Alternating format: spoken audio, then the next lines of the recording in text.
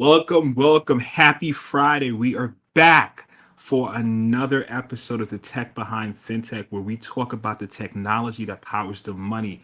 I am excited, as always, to have a returning guest, a friend of the show, Dan Faltyn. Welcome, Dan. How are you doing today? I'm doing really, really well down here in North Carolina. The heat's broken, so we're now in nice fall. It's perfect. What's the weather? What's the weather like out there? Right now we're in 70s and the humidity's gone. That's the good thing. And Oh, it's that's not like beautiful. springtime. There's no it's not allergy season with pollen everywhere, so it's That great. sounds that sounds amazing. I'm a fan of the heat actually, but so every time fall starts to hit, it's like a trigger for me that's about to be winter. So I'm not as happy as I am in the Yeah. summertime. But it's all good. The weather is definitely cooler now. Yep. I'm a runner, Um, so you know me, I got to get the marathon training in and I know sub I 70 is definitely the key. no, I definitely know. I definitely know, and I think that is an awesome thing. Listen, Dan is a returning guest on the show, but to our new viewers, you may not know him, so let me do the honors of reading his bio. Dan leads the global technology team with 2 decades of experience in the design and architecture of enterprise applications and security solutions for highly sensitive data. He brings a deep understanding of financial services from his work at JP Morgan Chase and Goldman Sachs, where he co developed two patented security and design patterns. Dan has a Master's of Science in Computer Science from Columbia University. Dan is the CIO of BlueMatrix. So today's topic is how did the CISSP help this FinTech CIO? So we're going to get into it. Before we do, as usual, those who view the show continuously, I thank you. You know, we talk about the current news and before we get into the topic of the day. So we're gonna do just that. Let me kick that off. Let's do a little screen share situation. So the first news article of the day, basically China widens ban on crypto transaction. um very interesting. I found this news very interesting. Basically all anything around crypto bitcoin transactions are considered illegal. So it's really interesting. I mean, different reasons behind that. I mean, I'm not going to speculate, but one is an energy crisis that they're going on, and the mining of bitcoin it leaves a significant carbon footprint. Things I didn't know prior to researching this article was that as of April 2021, 47% of all crypto mining happens in China or happened in China, in contrast to the US, which accounted for 16.8% of the crypto mining. But not also mining, even transactions, exchanges is legal. Companies like Coinbase, which is an exchange, they're struggling to kind of figure out how do they deal with their Chinese customers. I think it's a very interesting dynamic. Last week when it was announced, Bitcoin went down, but now it's back up. So very interesting. Dan, what are some of your thoughts on this article? Yeah. There's obviously the two aspects that you talked about. There's the actual mining, which, given the nature of Bitcoin, you think that's going to happen anywhere, but the mining rate's going to change significantly if you lose all that compute power, right? So I don't know where that's going to be, absorbed. Who's going to end up doing that, or is it just going to slow down the rate? Um, but then, yeah, the adoption. It was interesting in some of the articles you posted on this that we talked about is the reaction from other countries around the world. What even the U.S., some of the more progressive U.S.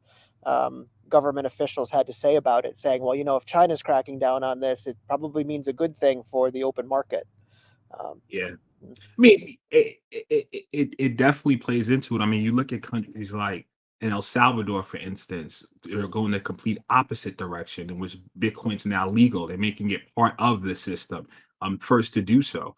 Um, Yeah, I mean, how it turns out, I'm pro crypto, and I just for open market purposes and different things. So putting a ban on it, I'm against things like that. But I find it interesting what's going to happen in the development in other countries and who's going to take advantage. I mean, especially I think it was a Senator Toomey, I think he posted an article saying it could be a good thing for the U.S. and we should take advantage of it. So found that interesting. Um, let's move on to the second article. So we're going to keep it for right now in the crypto space. So there's a decentralized finance platform called Compound, and essentially they released a new version or released a feature, and needless to say, there was a bug in that release, and it ended up um, distributing 90 million worth of their Compound coin to some of their users. So the CEO actually took to Twitter. Saying that the people that got funded should just return the money, return the coins, and but they could keep 10% as a white hat, um, uh, as a reward.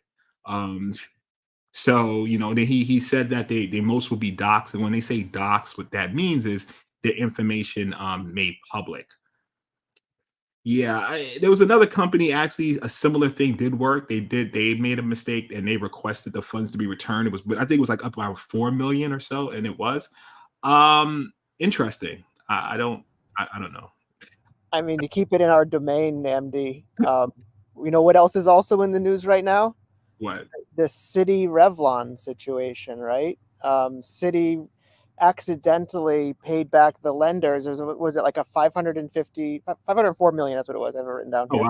wow. They paid back accidentally the $504 million loan to the creditors of Revlon, and it was now that was a fat finger. Somebody put the wrong information in. It was a loss of control there, but they went you know how many courts did they go to say, hey, listen, you need to return this. This was done in error, and that wasn't returned. And now you have crypto markets, which are much less regulated markets, right? And you're hoping for justice. I'll be very curious how this plays out. I would be extremely curious. I mean, one of the things he threatened that he's going to be reported, your income will be reported to the IRS, and I'm like, yeah, okay, Yeah, capital gains. Yeah, sure. okay, That's your exactly. argument. So but let's see. I mean, in all fairness, let me get the exact number, but Compound itself is worth 9.65 billion. They're the fifth largest DeFi protocol. What they basically do, they allow token holders to supply it. Basically, you supply your tokens and you get interest on that. So that's like a business model that's popping a lot in DeFi, which you deposit your funds there, your crypto can get loaned out, but you make good interest return on it. Um, Very, very interesting article, and I'd like to see. I wonder from our audience what are some of your thoughts on that? And question: would you return the funds if you were a user in Compound? So look, I'm going to move on to the next article. Definitely, if I see your post, we'll definitely add it in or your comment. Next one. So it's just more funny things right here. So Revel, right? Okay, what's Revel, right? So you have these attacks in the cyber world. It's like ransomware as a service. So they provide the platform people or certain illegal organizations can join or users and then use their technology to attack various firms, governments, whatever, right? Ransomware attacks. So, and then on this throughout the platform, these affiliates, right, would coordinate the ransom, the money that they want from the organization that they're attacking. So apparently, in this process, the actual owners of the ransomware service communicated in a backdoor chat with the victim saying and the attacker saying, oh, I think the victim, we're not going to pay and the deal's off. They did that to the attacker and then to their affiliate and then went to the actual victim to get the money. So it was uncovered and affiliates are like, you guys cheated us. And I posted it because I find the whole thing absolutely hilarious. Look, it's no honor among thieves, man. Like, what do you? It's interesting that the thread, if you think about the thread that weaves throughout these three issues we talked about here, right? There's the Bitcoin being locked down in China, and then you have the last article about oh, it's not fair, give us our money back because you have an unregulated platform, and then now you have Revel here, who in the article they went to some hackers court, like the people's court, to try to get justice on this. There's no honor among thieves. Not hilarious. I mean, you're committing an illegal act and basically holding an organization hostage using a platform. The platform owners basically cheat you out of the ransomware funds paid, and now you're upset, saying, you guys cheated us, and we want, because I think the arrangement is that the platform itself gets 30% and the affiliates get 70. But in this case, with the actions, the platform got 100%. I find it absolutely hilarious. But yeah, so those are the articles of today. If you have comments, please add in, and we will post your comment and talk to you. Now, for the main topic of the day, let me get rid of this. So, first off, Dan, you the CISSP. You've taken it, passed it, and you are now certified. And you're saying that whole process has helped your firm. So, first of all, congratulations. Thank you. Yeah, for sure. From experience, I know how challenging that test is. And it's something that I never want to do again in my life. So I'm going to continue. I'm going to keep up with my continuing education credits. But talk me through it. How did it help? And I don't know what. Maybe first we just kind of give a background before you go in. So the CISSP we're talking about stands for Certified Information System Security Professional. It's a designation that it's about like 149,000 current holders. Basically, it's vendor neutral. Started by the International Information System Security Certification Consortium. They came formed in '89. Basically, from an industry perspective, they felt that this type of organization, vendor neutral, focus on security, was needed. And I would say I think from a licensing perspective in this industry, it's really one of the closest things that we have that's recognized globally. There's other certifications, but this is definitely one of the top ones. So it's one to kind of give that background to the audience. So let's talk me through it. Obviously everyone knows security is a huge issue. How do you feel that this impacted your role as a CIO at BlueMatrix? Yeah. So the journey for me and for BlueMatrix as a company started when we decided to go for our ISO certification, and we had talked about that on a previous chat. So we went for Right. our ISO 27001 certification, which is an information security management system. And as part of that effort, you need to demonstrate to the auditors that you're committed to security, that you're continually upgrading, your processes, your procedures. You're committed to this. And one of those is educating people. And a critical part is educating your staff. And so I know we do regular monthly training with our staff, everything from simulated phishing attacks to just general security awareness training, make people watch videos, etc. But a key tenet is making sure the key people have the key training. And as the person who's sort of spearheading that effort for us, it's incumbent upon me to have a broad understanding of security generally. I went to school for computer science, got my master's in computer networking, and so I wanted to ensure that, hey, listen, am I really covering all the bases here? So in June, I went off for my CISM, which is a similar sort of certification. And I think around our last course, we had talked about that at one point, and I saw you had your CISSP, and I said, maybe it's about time I go for that, which is one, I dare say it's a little bit more technical. It's still from a managerial perspective, but for our tech geeks out there, you better remember your OSI model. You better understand your network stack so you can answer the questions appropriately. So we have some questions from the audience. I'm going to go in the order that we brought the topics up. So one, I'm just gonna post it and read it real time. One, Jay Martin saying, "Good afternoon, guys. Regarding Revel ransomware as a service and now phishing as a service are absolutely insane. For a loss to occur in pure irony, it's just crazy that it's seen as a business model.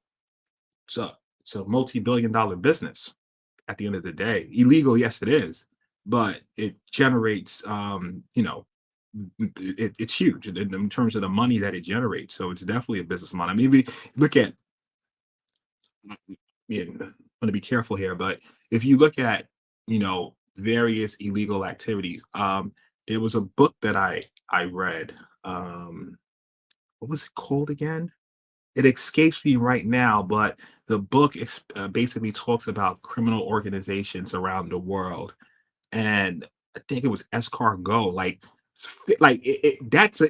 Getting it. It was like I think it was a place in Europe anyway, and and something like that. There was an illegal activity around getting it. So I think anything that generates money in large amounts will have a business model behind it.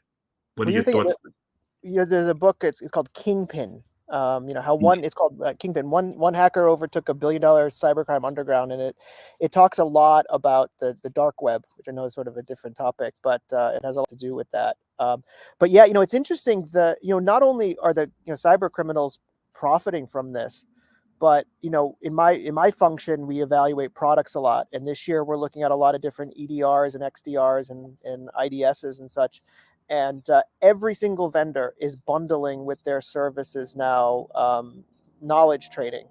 So to sort of Jay's point, phishing, how are you going to how are you going to be compromised? It's people are your weakest link always, and Side you need to educate them and show them, like, look, this is bad, this is an example of something that's bad, this is an example of something that's good. How can you tell the difference? What are your red flags? But yeah, it's an industry for everyone. in the amount and talking about phishing, right? During COVID, that was a huge thing. The amount of COVID phishing emails that you would get thinking that it's legit and that it was part of a phishing campaign. So, they kind of prey on what's going on. When you think about that, right? The easiest spear phishing attacks, right? You get someone who's in an executive position, their information's on LinkedIn and other places, and you send them documents around their industry, something that's catchy. Would they click on it? I mean, you do this to a good number of companies. You make it access. So education is important for sure. Let's we have so thanks, Jay, definitely for the comments, guys. Love your comments. Thanks for the viewership, always appreciate it.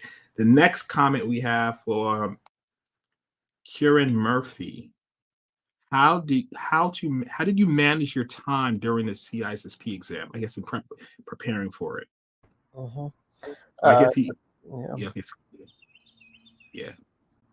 Yeah, Just be that's a good one. You definitely do have to allocate time. I will say, I learn best with training classes. So I took an in-depth 5-day class, amazing. 8 hours a day, and you just learn the basics. And really, what did I learn in that class? It wasn't. I knew the fundamentals, and as maybe we'll talk about, CISSP is not just about the exam. You need 5 years of relevant experience. I would not have passed the exam without the relevant experience. Having done things day in and day out, I knew the terminology, I knew the basics of BCP, DR, things like that. That really help.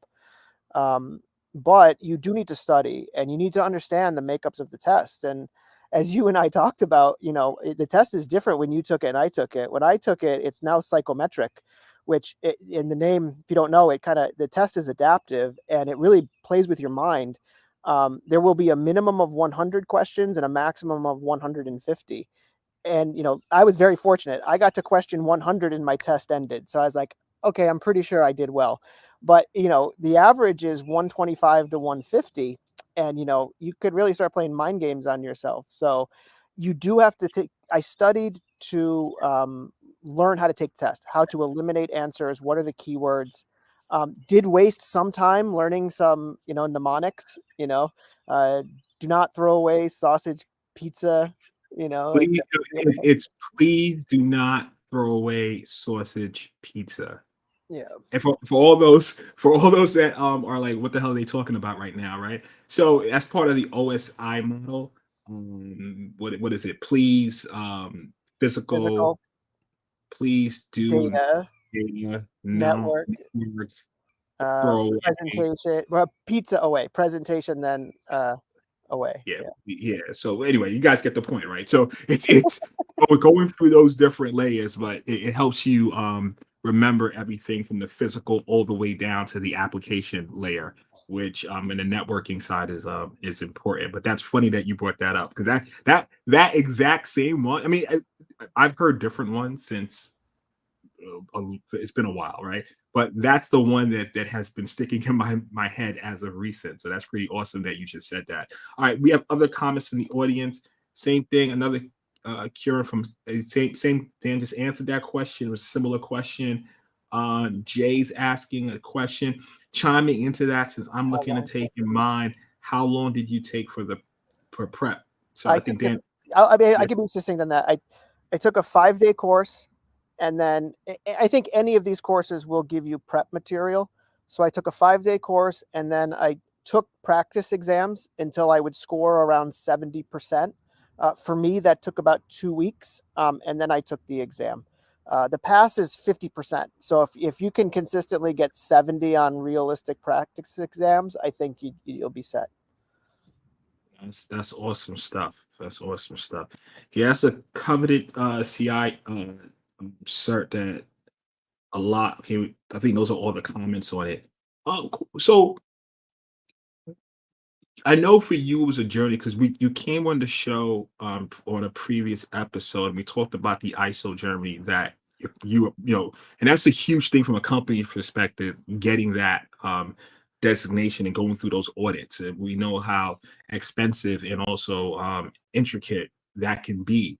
So I want to know now, really, in going through that process and now taking the CISSP, how are you applying it today? Like, I know a lot of people study for the test, and especially executive right there next to the CEO. How are you applying it on a day to day?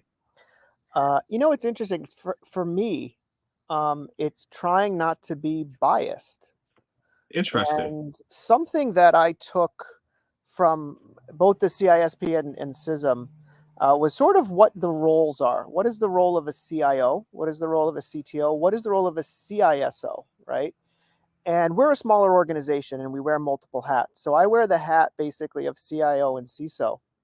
Well, because of that, I have a lot more influence in the technology organization, right? I can influence that pretty heavily and directly.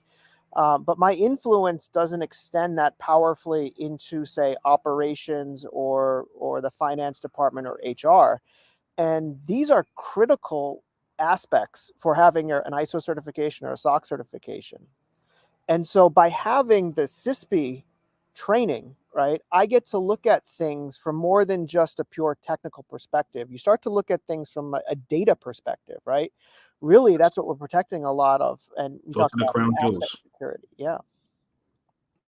No, I've never heard it put that way in terms of being biased because I mean, I know your bio, obviously, those who don't know, I'm not going to date us, but I worked with Dan a very, very long time ago. We worked together at a major, large, one of the biggest investment banks in the world. And, you know, we have a background, our educational backgrounds are real similar in terms of computer science.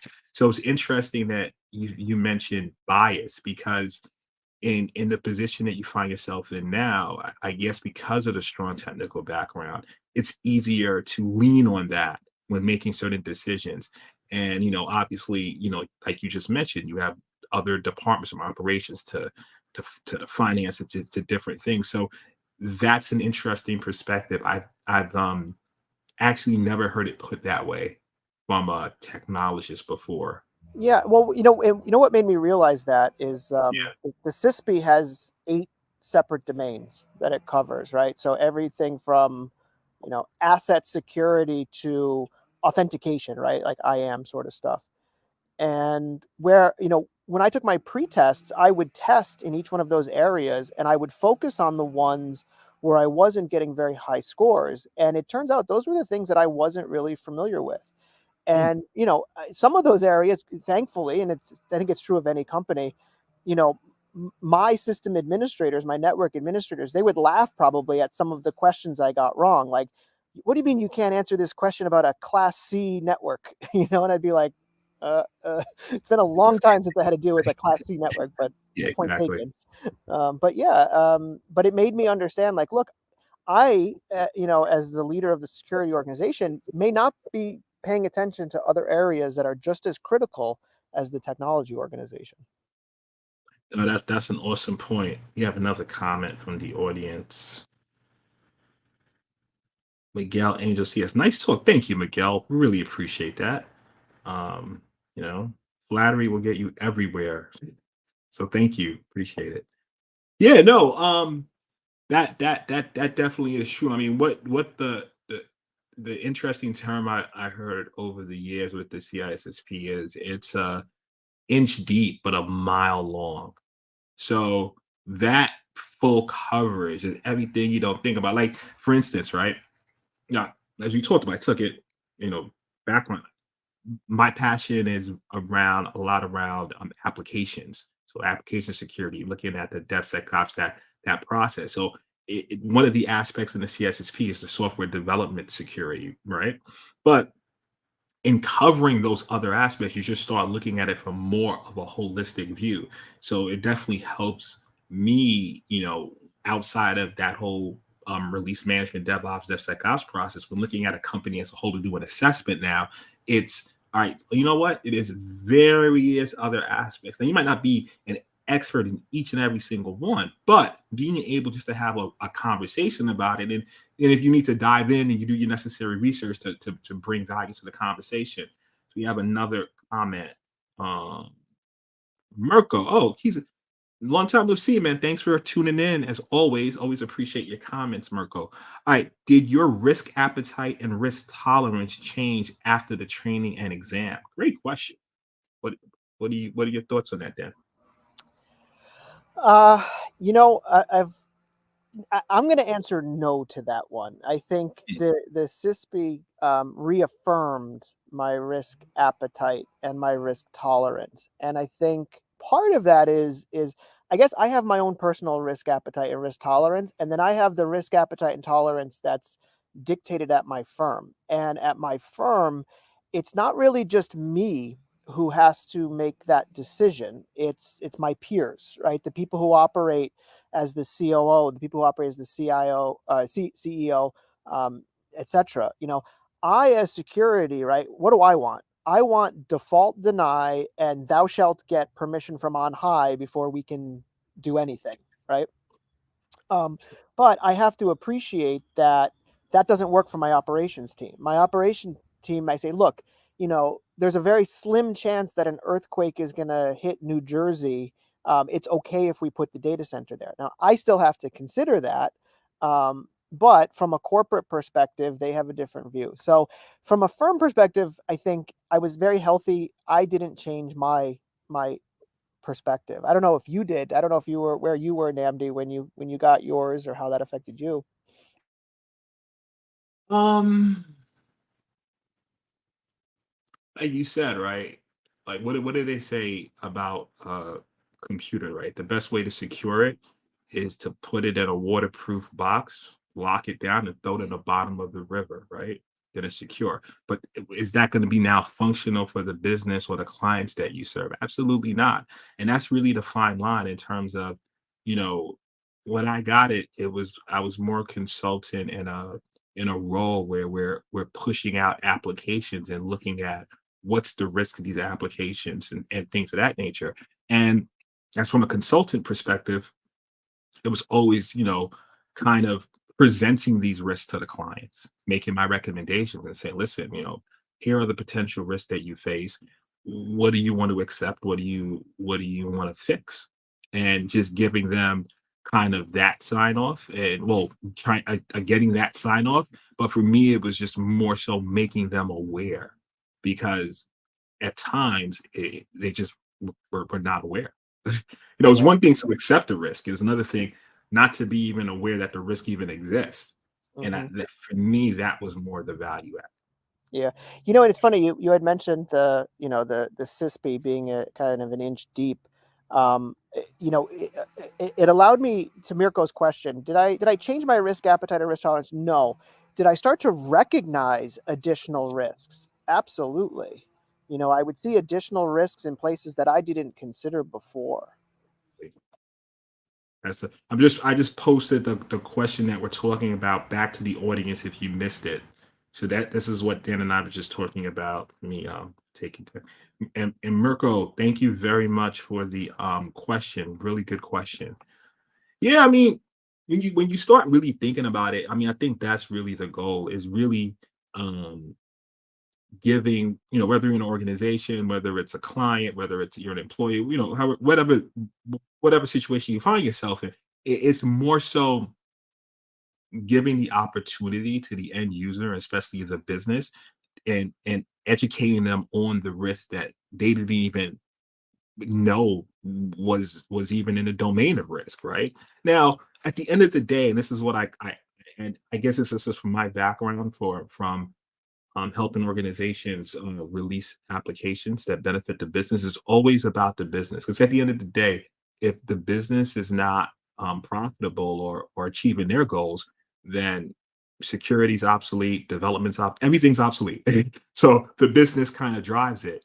So we can't be a roadblock. I think security should be an enabler, but in presenting these risks, and like I said, it's some that are going to be accepted, and some that are we're gonna have to address, and we're gonna see how that's going to impact our deliverables and things of that nature. What do you think about that?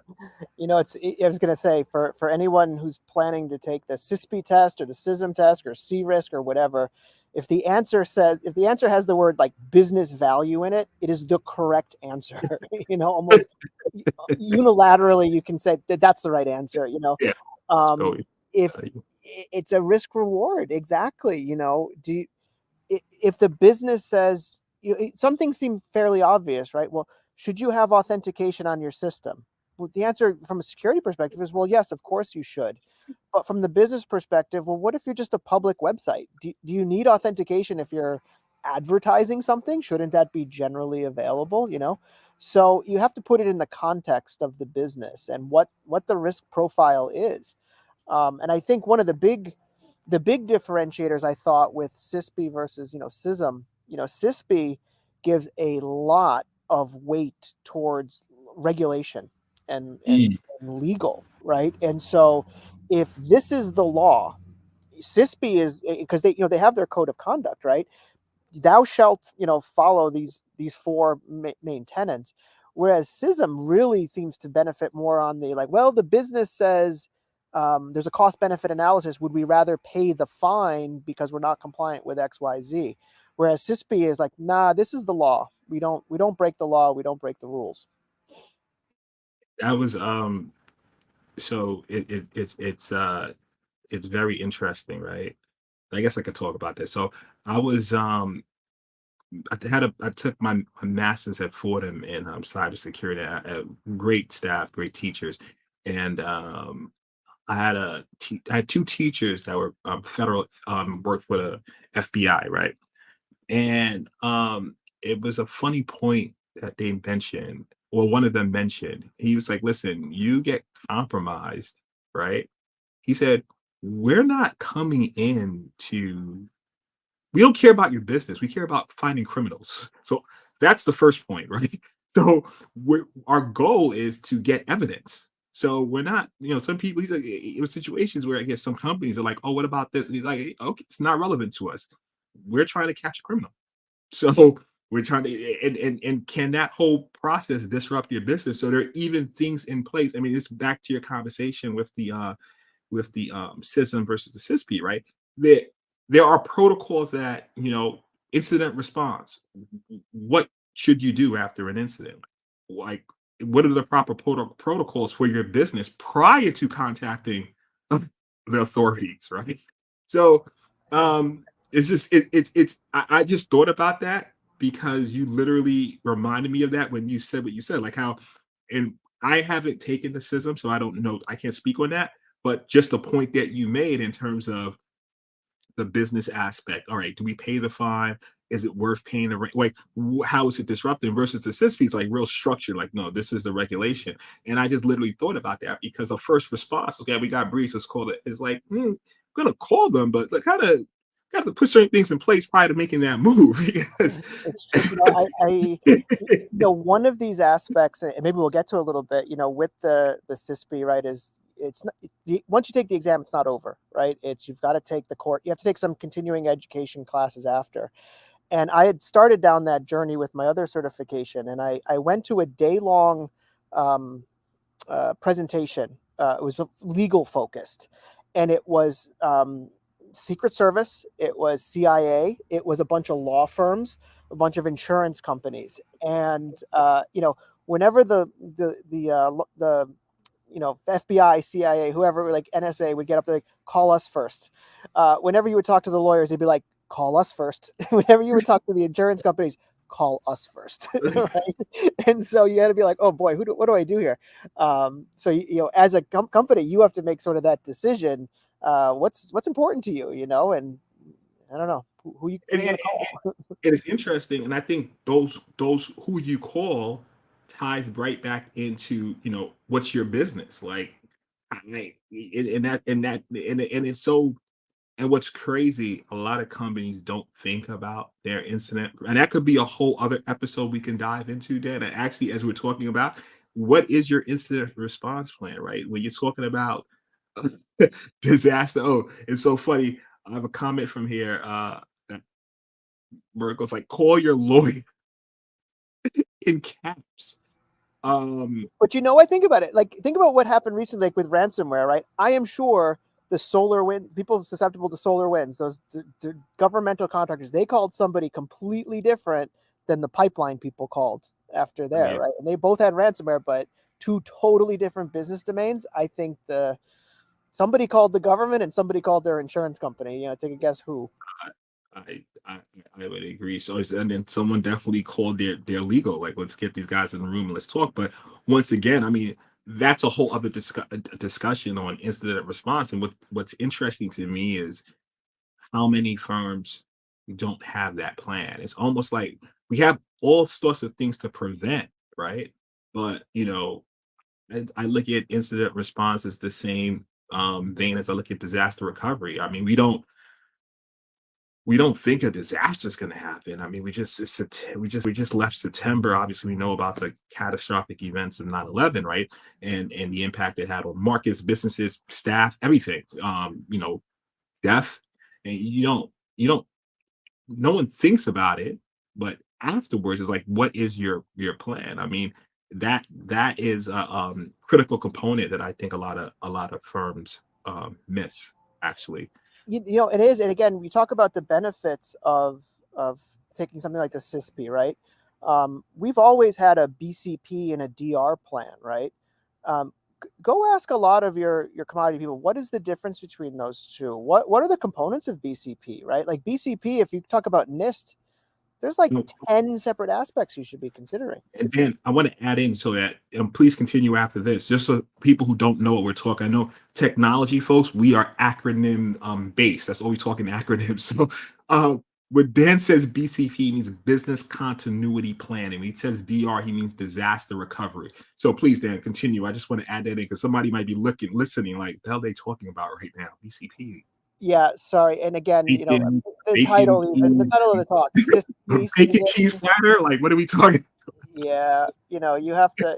That's how you study for the test. That's how you learn the test, right? You start memorizing all these acronyms. But yeah, no. My point was just generally, benefits of taking that test, right? We've always had a BCP plan at my firm, but the more I realize, when I took this class, I'm like, well, wait a minute, BCP's a nice generalized document to have, but what is what's a big one? COOP, continuity of operations plan. Mm. What's your crisis communications plan, right? I mean, Yeah. that's a big one. Like, something happens to your company, you don't want to go radio silent, right? You probably also don't want to go out and be like, oh my gosh, the world's falling, right? So you need to have a measured response. You might as well be prepared for that and put that in your business continuity plan, right? What is your overall posture? And so, things like CISSP opened my eyes to that. It's like, yes, I have a macro plan, but hey, now let's get more granular. Let's get more specific. And I'm calling it out right now. I don't think we've ever done an episode on BCP and DR, and even the things that you just mentioned around communication. I want you back on. I want to dive into this. Seriously, I think this will be an excellent Wonderful conversation. topic. Obviously, disclose what you can, from a confidentiality standpoint, but I would love to talk to you about this. I think that would be awesome, and I think it could also help some smaller fintech, especially startups. A lot of people think like we're just gonna win, but dude, like this could happen. What is the plan? We have another comment from Mirko. What what is your plan, or did you do the translate CISSP standards methodology to real business life? What can you do to make a mark in protecting the tech framework? You want to take that on? Wow, there's a lot in there. So, what are your plans, or what do you do to translate the CISSP standards and methodologies to real business life? So one of the things again, CISSP's it's not like it's ISO or SOC. There's no standard. It's not like when I talk about ISO 27001, there's 114 controls, and one of them says, thou shalt have authentication, thou shalt have encryption at rest, right? It's pretty black and white. But when you talk about the CISSP, it's more about situational awareness. What are you going to do in this situation? And the situation is everything from a business person comes to you and says, "Hey, we need Wi-Fi in the office." What? How are you going to set that up? What is your encryption standard going to be? Why aren't you going to choose WEP? Why are you going to choose WEP? Right? How are you going to integrate Radius? Right? Again, love throwing the acronyms out, right, Nnamdi? So you have to have this fundamental understanding of what those concepts mean.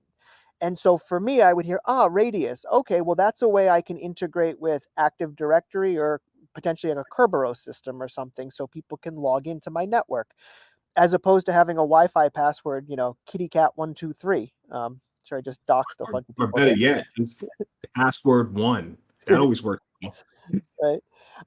So I think really it was not about putting standards into place, but it's about being aware of standards that are around. And I guess your second question there, what can you do to make a mark in protecting the tech framework? And Nnamdi, maybe you want to take that one. What after you took your CISSP, how did you make your mark? I mean that's interesting. Great question. I mean, listen, I think a mark can come in various aspects, right? So, I don't know, putting together a show called the Tech Behind Fintech and talking about security, security topics and different ones. That's one.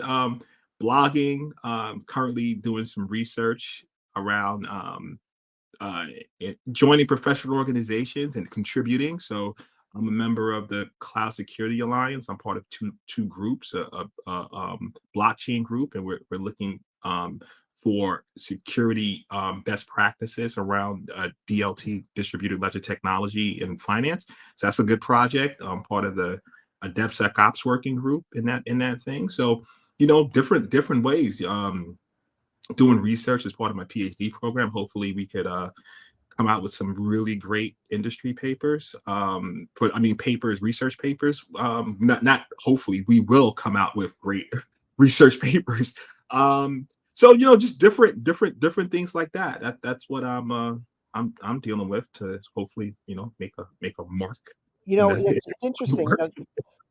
Sadly, they're not. I vaguely remember, and it shouldn't be this hard, but there's like four code of ethics for the CISSP, right? And the fourth one, I think it's the fourth one that often goes unknown, which is sort of advance the profession. And Mm. you're a great example here. I hope we're going to get our CME credits for this, right? You're Oh, we will. advancing the profession here you're educating people not just about CISSP, but security in general, right? I mean, that's the whole point of this. It's awareness. And so, yeah, that's how you've made your mark on this for sure. It's so interesting, that question with Mark, because you read about the legends in the game, from like the Bill Gates to Jobs, to just different legends in the game, and you start thinking this Mark has to be of that type of magnitude, or it's insignificant if it's not. And I get caught up in that, to be honest with you. So the things that I do, I'm like, that's nothing. What's that? That's I'm just this is what I do. But you start looking at it, right? And it's like, that little thing it's like you said, you're trying to advance the profession, you're trying to lend your input, you're trying to do things like that. So that's a good point. And thanks for that, Dan. I appreciate that. We can't all But be Phil Zimmerman. Remember Phil Zimmerman? uh PGP inventor. okay. He The- said he's the one who had his T-shirt, that said, "This shirt is copyrighted," because they threw him in jail for encryption, right? wow. Yeah. And name definitely sounds familiar. I have to look up that story again. Yeah. But yeah, no, Dan, I think this is an excellent conversation as always. I absolutely love having you. I love having you on. I'm be honest, for a multitude of reasons. One, obviously, you always bring it's always a great conversation around a topic. And two, because dude, we go back I don't want to age us. Forget it, man. We're still we're young at heart. Go back some decades, dude. Like that's huge. And to and I remember the office setup, and I remember I was sitting outside and you were sharing an office with another developer, and I just remember that whole setup and going and was it? Wait a minute, was that first office in Midtown? That Yeah, it was was in Midtown. Yeah. Well, that you flatter me with office. It was a broom closet that was converted, and we sat side by side. Yeah, man. But I remember that, man, and I just love the fact that we're talking right now. We can have these conversations and just looking at that history. So you're a friend of the show. I love having you on. Listen, the next topic, I want to dive into incident response, because actually in the year of us doing this, we have never covered that with any guests.